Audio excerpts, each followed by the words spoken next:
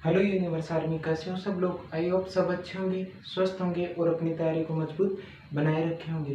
देखो, अपन पढ़ रहे थे, क्या पढ़ रहे थे? कोशिका विभाजन यानी सेल डिवीजन। सेल डिवीजन में कितना क्या हो चुका था? वो हो चुका था अपने पास में माइटोसिस। माइटोसिस अपने पास में कंप्लीट हो गया था। आज अपन पढ़ेंगे मियोसिस। क्या पढ़ेंगे? मियोसिस। मियोसिस मियोसिस मियोसिस का मतलब क्या होता है? अर्धसूत्री कोशिका विभाजन। क्या होता है? अर्धसूत्री विभाजन। अर्धसूत्री विभाजन, यह विभाजन होता किन में है वो बताऊं तो वो होता है, किन में होता है? जनन कोशिकाओं में। 2n का मतलब द्विगुणित कोशिका में। किन में? द्विगुणित कोशिका में। द्विगुणित कोशिका में क्या होता है? 2n यानी मियोसिस, अर्धसूत्री कोशिका विभाजन होता है द्विगुणित कोशिका में। फिर अगर इसके आगे की बात करें तो ये द्विगुणित, अगर क्वेश्चन बनता है अगुणित, जो अपने पास में जीव होते हैं उनमें भी हो सकता है। कैसे? जिनमें अगर एग्जाम्पल ले अगुणित जीव, कौन एग्जाम्पल ले? वो है फ्यूकस। कौन है? फ्यूकस में भी क्या पाई जाती है? मियोसिस पाई जाती है। किसमें? फ्यूकस में। अर्धसूत्री कोशिका विभाजन होता है फ्यूकस में। और ये होता किन में है वो बता दूं, जनन कोशिका में। कहाँ पे होता है? जनन कोशिका में। क्या होता है? अर्धसूत्री कोशिका विभाजन होता है। किसमें होता है? जनन कोशिका में होता है। मादा नर युग्मक बनता है और मादा युग्मक बनता है, उनमें क्या होता है? अर्धसूत्री कोशिका विभाजन होता है या मियोसिस होता है। मियोसिस की एक और खास बात क्या है?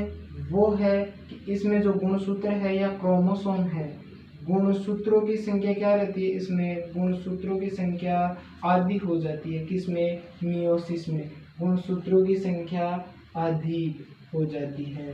किसमें? मियोसिस में आधी हो जाती है। मियोसिस की बात है किसमें कि गुणसूत्रों की संख्या मियोसिस में आधी हो जाएगी। फिर से बता देता हूँ, यह होता है जनन कोशिकाओं में या जनन सेल में। लैंगिक जनन में देखा जाएगा या लैंगिक जनन, जहाँ पे लैंगिक जनन होगा वहाँ पे मियोसिस होगा। क्यों होगा वो मैं आपको आगे जैसे जैसे समझाऊंगा वैसे वैसे आपको पता चल जाएगा। लैंगिक जनन में देखा जाएगा क्या? मियोसिस। द्विगुणित कोशिका होगी तभी तो, अगर द्विगुणित है तभी तो कोशिका में मियोसिस होगा और मियोसिस होके क्या बनेगी? एन बनेगी। क्या बनेगी? एन। तभी तो गुणसूत्रों की संख्या क्या होगी? आधी होगी। होगी कि नहीं होगी? समझ में आया इतना? स्क्रीनशॉट लेना चाहो तो आप ले सकते हो इसका, है ना।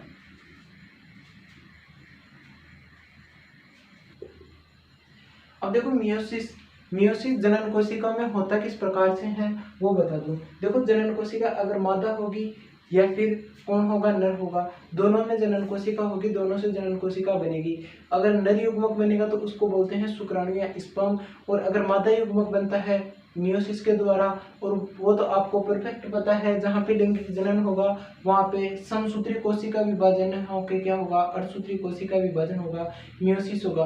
तो जैसे स्पर्म बनेगा, शुक्राणु बनेगा या अंडाणु बनेगा। कैसे बनेगा? क्योंकि वो क्या होता है, पहले अगर स्पर्म नर युग्मक बनता है तो नर में क्या होता है? 2n होता है। क्या होता है? 2n होती है कोशिका। क्या होती है? 2n। मैं आपको समझा रहा हूँ क्या? मियोसिस। तो इसमें होगा मियोसिस फर्स्ट। क्या होगा? Meiosis first.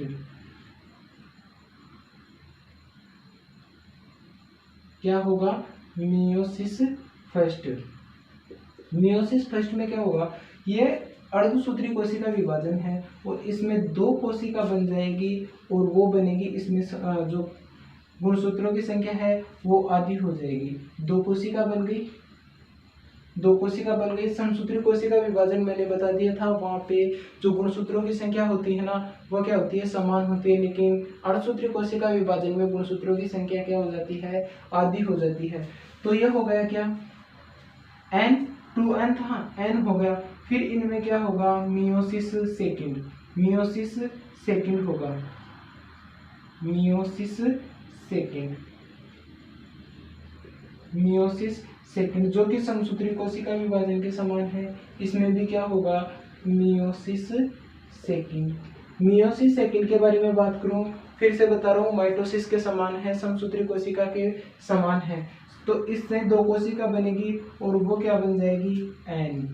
क्या बन जाएगी, एन कोशिका बन जाएगी, क्योंकि इनमें गुणसूत्रों की संख्या समान रहेगी। मियोसिस सेकंड को समसूत्री कोशिका विभाजन भी बोल सकते हैं। क्या, उसी की तरह से होता है, किससे, समसूत्री कोशिका विभाजन की तरह से। तो यहाँ पे क्या बन जाएगी, एन एन, और अपने पास में शुक्राणु और या अंडाणु बन जाएंगे। ये होती है मियोसिस की पूरी प्रक्रिया। अब देखो अंडाणु कैसे बनता है और शुक्राणु कैसे बनता है, वो मैं बताता हूँ आपको।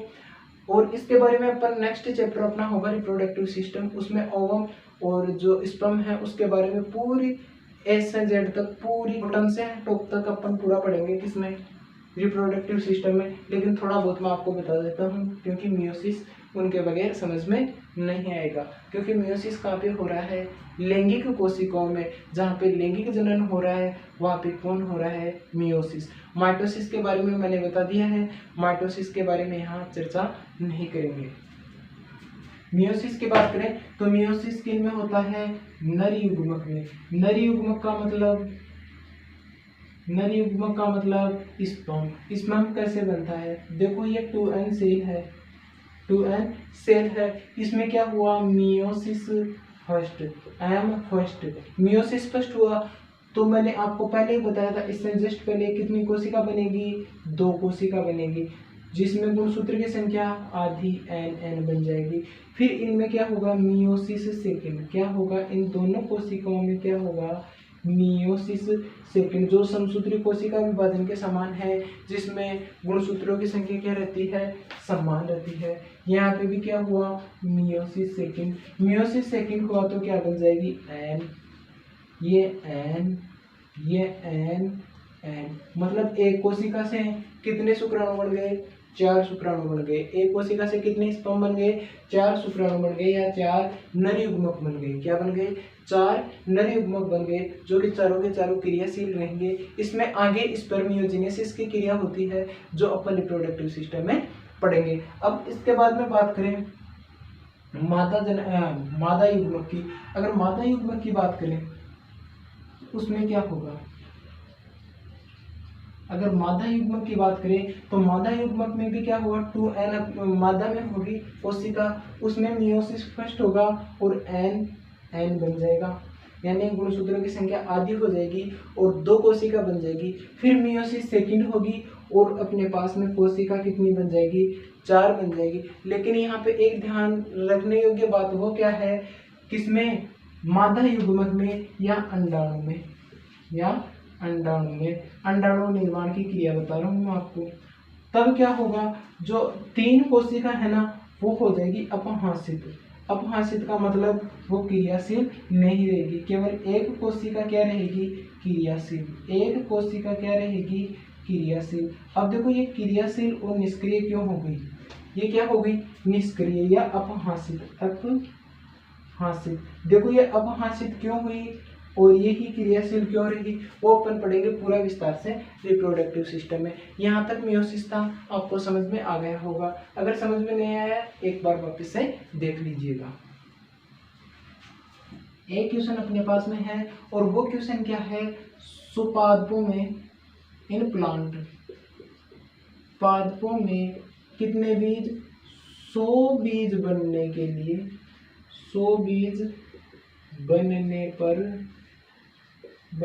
पर कितने मियोसिस होंगे, कितने मियोसिस। मियोसिस का मतलब अर्धसूत्री विभाजन, कितने होंगे आप बता सकते हैं, कितने विभाजन होंगे पादपों में, कितने बीज, 100 बीज बनने के लिए। मैं आपको बता दूं, बीज में अंडाणु भी काउंट होंगे, यानी मादा युग्मक भी काउंट होगी, और शुक्राणु में जो विभाजन हो रहे हैं वो दोनों विभाजन क्या होंगे, काउंट होंगे। तो 100 बीज बनने के लिए कितने मियोसिस होंगे, अगर आपको आ रहा है, तुरंत आ रहा है तो आप कमेंट करके बता दीजिए, उसके बाद में मैं समझाता हूँ आपको। हाँ तो मैं बता देता हूँ, आपको आ गया होगा इतनी देर में, तो कमेंट कर दिया होगा, लेकिन मैं अब आपको बता ही देता हूँ।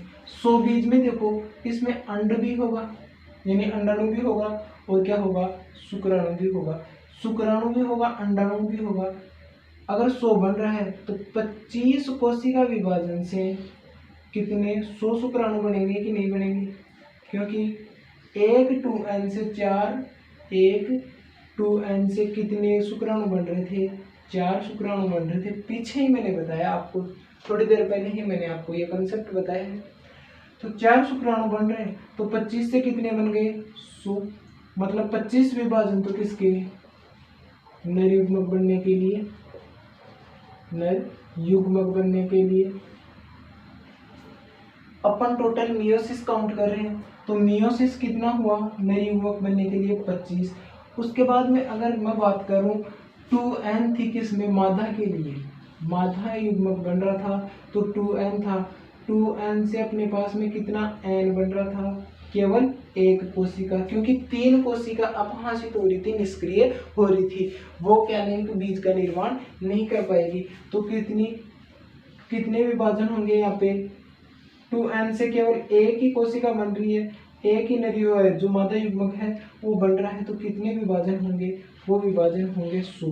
देखो 100 किसके लिए, मादा युग्मक बनने के लिए, मादा युग्मक बनने के लिए 100 विभाजन मादा युग्मक बनने के लिए। तो टोटल मियोसिस कितनी होगी इस प्रोसेस में, टोटल मियोसिस कितनी होगी, वो हो जाएगी 100 + 25, 100 + 25 टोटल कितनी हो जाएगी, 125 मियोसिस, 125 मियोसिस। मतलब इस क्वेश्चन का आंसर कितना आ जाएगा, 125। ये बहुत कंफ्यूज रहता है, वह आपको फिर से बता देता हूँ कि किस प्रकार से हुआ।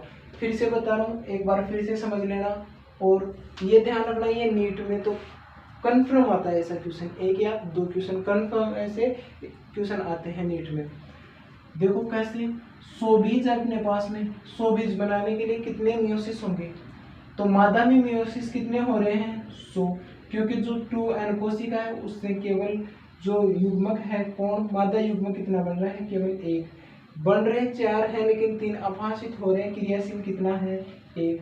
वैसे ही नर युग्मक है, नर युग्मक में कितने बन रहे हैं, एक विभाजन से 4 नर युग्मक बन रहे हैं, तो 25 विभाजन करेगा तो 100 कोशिका बनेगी, ठीक है। 100 नर युग्मक बनेंगे तो कितने, 25 विभाजन किसमें, नर युग्मक में, लेकिन 100 विभाजन करने पड़ेंगे तभी तो कितने बनेंगे, 100 बीज बनेंगे, और मादा युग्मक कितने बनेंगे, 100। तो 25 + 100 कितने बन जाएंगे अपने पास में, 125। मियोसिस कितनी होगी, 125 बार मियोसिस दर्शाएगी इस पूरे प्रोसेस में। एक अर्धसूत्री कोशिका विभाजन में बता दूं कि क्या होता है अर्धसूत्री कोशिका विभाजन में। समसूत्री कोशिका विभाजन था, वहां पे गुणसूत्रों की समान संख्या थी, इसलिए वो क्या बन रहा था, क्लोन बन रहा था। लेकिन अर्धसूत्री कोशिका विभाजन में क्लोन नहीं बनेगा, मतलब उनमें गुणसूत्रों की संख्या आधी हो जाती है, तो जो प्रोडक्ट बनेगा, जो नई कोशिका बनेगी वो क्या होगी, फर्स्ट कोशिका से भिन्न होगी, आनुवंशिक रूप से क्या होगी, भिन्न होगी। अब अपन पढ़ रहे थे एक माइटोसिस में, माइटोसिस की विभाजन की अवस्थाएं, विभाजन की अवस्थाएं कौन सी थी, अगर मैं बताऊं PM एट दिल्ली, ये मैंने आपको ट्रिक बताई थी। PM का मतलब प्रोफेज, मेटाफेज, एनाफेज और टीलोफेज, ये मैंने 4 अवस्थाएं पढ़ाई थी। इस टाइप से ही कितनी यही 4 अवस्थाएं होती हैं, कौन सी, प्रोफेज, मेटाफेज, एनाफेज और टीलोफेज, किसमें होती है, मियोसिस में। मियोसिस मतलब अर्धसूत्री कोशिका विभाजन को सेल साइकिल याद करो, मैंने आपको अवस्था बताई थी G1 S G2, उसके बाद में आपको बताया था एम फेज। एम फेज है विभाजन की अवस्था, विभाजन की अवस्था में ही क्या हो रहा था, प्रोफेज, मेटाफेज, एनाफेज और टीलोफेज। ये ही किस में होगा, अर्धसूत्री कोशिका विभाजन में होगा। लेकिन यहाँ पे नाम रहेगा prophase first, metaphase first, anaphase first और टीलोफेज फर्स्ट, यह नाम रहेगा कहाँ पे, मियोसिस में। ये जो मेटाफेज, एनाफेज और टीलोफेज फर्स्ट है, ये हूबहू कोई चेंज नहीं है, किसकी है, माइटोसिस। माइटोसिस के बारे में मैंने बताया था, माइटोसिस। माइटोसिस की जो मेटाफेज, एनाफेज और टीलोफेज की अवस्था है, वो सारे बिंदु और वो सारा जो समझाया कुछ है ना, वो किस में है, मियोसिस। मियोसिस जो है metaphase first, anaphase first, telophase first. Change क्या है, प्रोफेज फर्स्ट। इंपॉर्टेंट क्या है, प्रोफेज फर्स्ट अवस्था। तो आज अपन क्या पढ़ेंगे, प्रोफेज फर्स्ट अवस्था।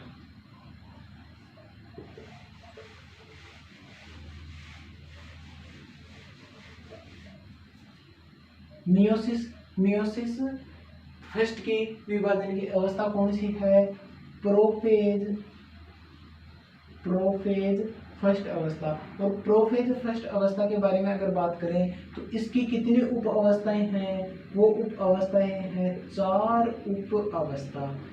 इन 4 नहीं है, सॉरी 5 उप अवस्था है। और उनके बारे में अगर बात करूं, थोड़ी थोड़ी बात कर लेता हूं। एक तो है लिप्टोटीन अवस्था। इन पांचों के बारे में अपन बात करेंगे विस्तार से, जो कि काफी इंपॉर्टेंट है। लिप्टोटीन अवस्था, फिर क्या है, जाइगोटीन अवस्था, जाइगोटीन अवस्था।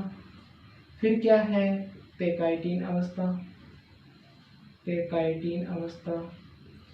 फिर चौथी कौन सी है, डिप्लोटीन अवस्था, डिप्लोटीन अवस्था या उप अवस्था।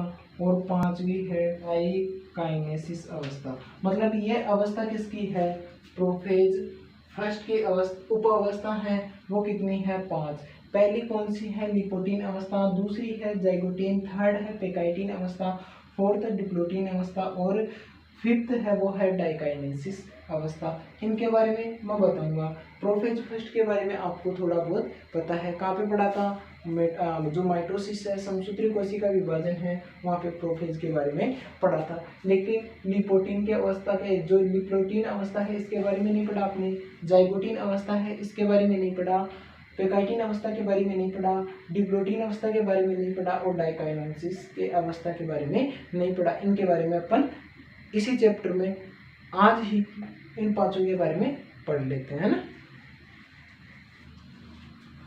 अब अपन पढ़ेंगे फर्स्ट उपावस्था है और वो है कौन सी, लिपोटीन अवस्था, लिप्टोटीन अवस्था। लिप्टोटीन उप अवस्था बोल दो, अवस्था बोल दो। इस अवस्था को बोलते हैं गुलदस्ता की अवस्था, गुलदस्ता अवस्था, गुलदस्ता की अवस्था या गुलदस्ता अवस्था। क्योंकि ये गुलदस्ता के समान गुणसूत्र व्यवस्थित हो जाते हैं, तभी है ना। इसमें क्या होगा, लिप्टोटीन अवस्था है, इसमें जो क्रोमेटीन रेशे हैं, कौन से, क्रोमेटीन रेशे, क्रोमेटीन रेशे क्या होंगे, संघनित होंगे और संघनित होकर क्या बनाएंगे, गुणसूत्र बनाएंगे। क्या बनाएंगे, गुणसूत्र बनाएंगे। कौन, क्रोमेटीन रेशे। कोशिका है, ये केंद्रक है, यहाँ पे ये क्या है, गुणसूत्र है, क्या है, गुणसूत्र है। इसकी बात करूं तो गुणसूत्र का जो कौन सा सिरा, क्रॉस वाला सिरा, ये इनके जो गुणसूत्र है, ये क्या है, गुणसूत्र, ये क्या है, गुणसूत्र। और ये क्या है, केंद्रक, मतलब, और ये क्या है, सेल यानी कोशिका। जो गुणसूत्र होते हैं वो क्या होते हैं कि उनके सिरे केंद्रक झिल्ली से जुड़े हुए रहते हैं, जिसे क्या बोलते हैं, जिसे बोलते हैं साइनेजिसिस। क्या बोलते हैं, साइनेजिसिस। क्या, लिप्टोटीन अवस्था में गुणसूत्र केंद्रक झिल्ली से क्या होते हैं, गुणसूत्रों के सिरे जुड़े होते हैं, जिन्हें क्या बोलते हैं, साइनाइजेसिस। क्या बोलते हैं, साइनाइजेसिस। ठीक है, इतना आपको समझ में आ गया होगा किसमें, लिप्टोटीन अवस्था में। इससे ज़्यादा अपन लिप्टोटीन अवस्था में नहीं पढ़ेंगे, इतना आपको काफ़ी है। अरे मंजिल यूं ही नहीं मिलती राही को, मंजिल यूं ही नहीं मिलती राही को, एक जुनून सा दिल में जगाना पड़ता है। पूछा चिड़िया से घोंसला कैसे बनता है, बोली तिनका तिनका उठाना पड़ता है। मेहनत करनी पड़ेगी मेरे दोस्त, ऐसे कुछ मंजिल हासिल नहीं होगी, ऐसे सक्सेस नहीं मिलेगी, पढ़ना पड़ेगा, मेहनत करनी पड़ेगी। प्रोटीन अवस्था के बाद में है वो आती है जाइगोटीन अवस्था। और जाइगोटीन अवस्था के बारे में मैं आपको बता दूं, इसमें क्या होगा, समजात जो गुणसूत्र है उनका युग्मन होगा। समजात गुणसूत्रों का क्या होगा, युग्मन, संजात गुणसूत्र का युग्मन होगा किसमें, जाइगोटीन अवस्था में। देखो ये कोई गुणसूत्र है, ये क्या है, दूसरा गुणसूत्र है। आपको पता है सिस्टर क्रोमेटिड के बारे में मैंने आपको बताया था। ये सेकंड गुणसूत्र है, भिन्न गुणसूत्र है, इनको बोलते हैं अपन सिस्टर क्रोमेटिड। ये क्या है, एस सी सिस्टर क्रोमेटिड। ये क्या है, sister chromatid, S C sister chromatid. ये क्या है, ये भी सिस्टर क्रोमेटिड है, लेकिन अगर इनकी बात करें तो वो क्या है, नॉन सिस्टर क्रोमेटिड। क्या है, नॉन सिस्टर क्रोमेटिड। इसको बोलते हैं अपन सिनेप्सिस। इन गुणसूत्रों को जुड़ना क्या कहलाता है, सिनेप्सिस। ये गुणसूत्र आपस में जुड़ जाएंगे तो कुछ इस टाइप से जुड़ेंगे। ये क्या है, सिस्टर क्रोमेटिड गुणसूत्र है और ये आपस में जुड़ने के लायक बन जाएंगे। और ये क्या है, आप ये दोनों सिस्टर क्रोमेटिड है, कौन कौन से, ये दोनों सिस्टर क्रोमेटिड है, ये दोनों सिस्टर क्रोमेटिड है, लेकिन ये दोनों नॉन सिस्टर क्रोमेटिड है, मैंने आपको बताया। ये आपस में जुड़ेंगे और उस द्रव्य को बोलते हैं सिमेप्टोनिमल संकुल बनता है। कौन सा बनता है, सिमेप्टोनिमल संकुल बनता है। सिस्टर क्रोमेटिड के बारे में बता दिया, नॉन सिस्टर क्रोमेटिड के बारे में मैंने बता दिया। ये संरचना मिलकर कौन सी, बाइवेलेंट टेट्राड बनाती है। बाइवेलेंट का मतलब, बाई का मतलब दो गुणसूत्र, बाइवेलेंट टेट्राड बनाती है। बाइवेलेंट टेट्राड संरचना बनाती है। और टेट्राड का मतलब 4 क्रोमेटिड। क्या है, 4 क्रोमेटिड। क्योंकि अब टाइम बहुत ज़्यादा हो गया, रात को क्लास रिकॉर्ड करनी पड़ती है, इसलिए आज टाइम थोड़ा ज़्यादा हो गया, तो थोड़ा मैं फास्ट लेने की कोशिश करूँ, आप समझ जाना, समझा पूरा रहूँ, है ना। तो बाइवेलेंट का मतलब 2 गुणसूत्र और टेट्राइड का मतलब 4 क्रोमेटिड। 4 क्रोमेटिड हो गए कि नहीं होगा, अगर ये 2 क्रोमेटिड, ये 2 क्रोमेटिड, लेकिन मिलके कितने हो गए, 4 क्रोमेटिड हो गई, ये नहीं हो गए, तो बाइवेलेंट टेट्राइड संरचना बनाएगी। कौन सी, बाइवेलेंट टेट्राइड संरचना बनाएगी। और दोनों गुणसूत्रों के बीच में कौन सा संकुल पाया जाएगा, वो पाया जाएगा सिमेप्टोनिमल संकुल। कौन सा पाया जाएगा, सिमेप्टोनिमल संकुल। यहाँ तक आपको समझ में आ गया होगा।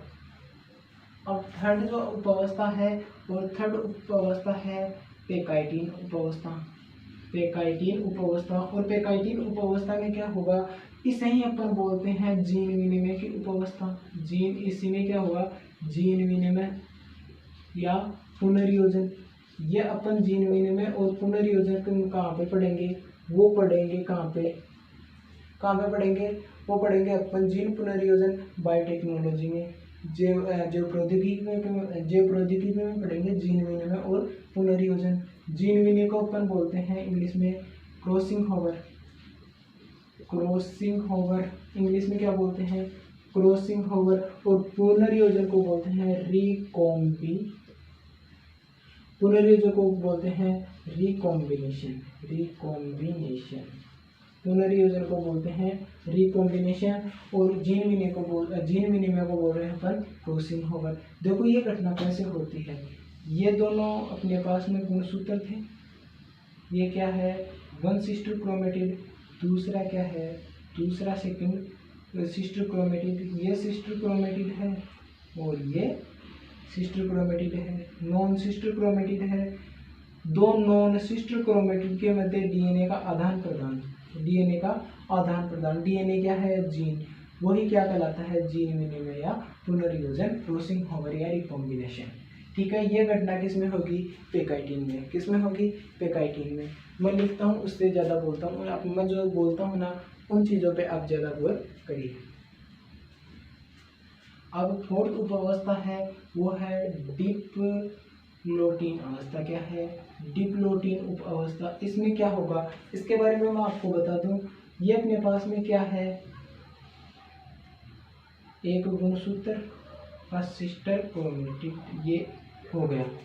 दूसरा कैसे बन रहा था, अगर मैं बात करूं, फिर से बना रहा हूं।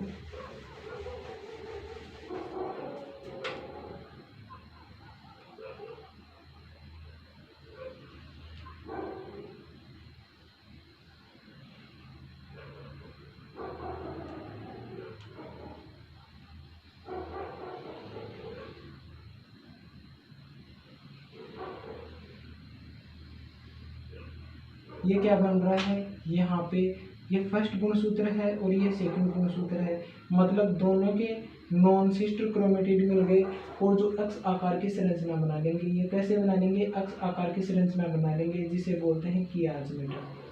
क्या बोलते हैं, कियाज मेटा संरचना बन जाती है। ये संरचना भी क्या बन जाती है, कियाज मेटा संरचना बन जाती है। मतलब यहाँ पे जीन विनिमय तो पिछली वाली अवस्था में हो गया था, पेकाइटिन अवस्था में हो गया था जीन विनिमय, लेकिन कियाज मेटा की संरचना कहाँ पे बनती है, डिप्लोटिन अवस्था में। सिंपल क्वेश्चन बनता है, क्या बनता है कि कियाज मेटा की संरचना कौन सी उपावस्था में बनती है, मियोसिस के, तो मियोसिस के प्रोफेज फर्स्ट के डिप्लोटिन उपावस्था में बनती है। ये देखो अंड जनन में महीनों तक या सालों तक इसी अवस्था में अंड जनन रुका रहता है, यानी अंड कोशिका इसी में रुकी रहती है महीनों तक या सालों तक। मैं इसको बोलूं सबसे क्या है, लंबी उप अवस्था, सबसे लंबी उप अवस्था। आपको पता होगा रिप्रोडक्टिव सिस्टम में, आपको मैं बता दूंगा कि जो मादा होती है ना, वो क्या होती है, उसके जब जन्म होता है बच्ची का, उसी समय ओवम या जो अंडे हैं वो बन जाते हैं, लेकिन डिप्लोटिन अवस्था में क्या होते हैं, रुके रहते हैं। फिर जैसे ही परिपक्व होती हैं और इस अवस्था को पार कर जाते हैं और वो परिपक्व हो जाते हैं। तो आपको ध्यान रखना, डिप्लोटिन अवस्था में, डिप्लोटिन उपावस्था में कियाज मेटा बनता है, सबसे लंबी उपावस्था है, और ये है अंड जनन में महीनों या सालों तक रह सकती है। ठीक है। अब जो पांचवी उपावस्था है, और वो पांचवी उपावस्था है कौन सी, डाइकाइनेसिस। डाइकाइनेसिस का मतलब इसमें क्या होता है, जो डिप्लोटिन उपावस्था है उसमें जो कियाज मेटा बन रहा था, क्या बन रहा था, कियाज मेटा बन रहा था, उसका क्या हो जाता है, उपांति भवन। उपांति भवन मतलब टर्मिनाइजेशन का मतलब क्या होगा, टर्मिनाइजेशन का मतलब क्या होगा, कियाज मेटा का क्या हो जाएगा, विघटन, यानी टूट जाएगा, कियाज मेटा टूट जाएगा वापिस। किसमें, डाइकाइनेसिस उपावस्था में होता है। तो उपांति भवन हो जाता है किसका, डाइकाइनेसिस में, कियाज मेटा का। और जो एंडोप्लाज्मिक रेटिकुलम है, गोल्जी बॉडी है, केंद्रक झिल्ली है, उन सब क्या हो जाते हैं, विलुप्त हो जाते हैं। वो क्या हो जाते हैं, सब विलुप्त हो जाते हैं। किस उप अवस्था में, डाइकाइनेसिस में। तो आज अपन ने क्या पढ़ा, सिंपली मियोसिस के बारे में पढ़ा, और उसकी पांच उप अवस्था पढ़ी। कौन सी, दोबारा से बता देता हूँ, पांच उप अवस्था है, निक्लोटिन उप अवस्था, जाइगोटिन उप अवस्था, पेकाइटिन उप अवस्था, डिप्लोटिन उप अवस्था, और डिप्लोटिन उप अवस्था के बाद में कौन सी थी, डाइकाइनेसिस अवस्था। इनमें हो क्या रहा है मैंने आपको बता दिया है। इनसे बाहर क्वेश्चन जाने के कोई चांस नहीं बनते। आप एक बार एनसीईआरटी और पढ़ लेना, इनसे बाहर क्वेश्चन नहीं जाएंगे। और अगर आपको क्लास अच्छी लगती है तो अपने दोस्तों के पास ज़्यादा से ज़्यादा शेयर कीजिए, अपने रिश्तेदारों के पास ज़्यादा से ज़्यादा शेयर कीजिए, और आप अपना सपोर्ट बनाए रखें। मिलते हैं नेक्स्ट क्लास में, तब तक के लिए जय हिंद, जय भारत।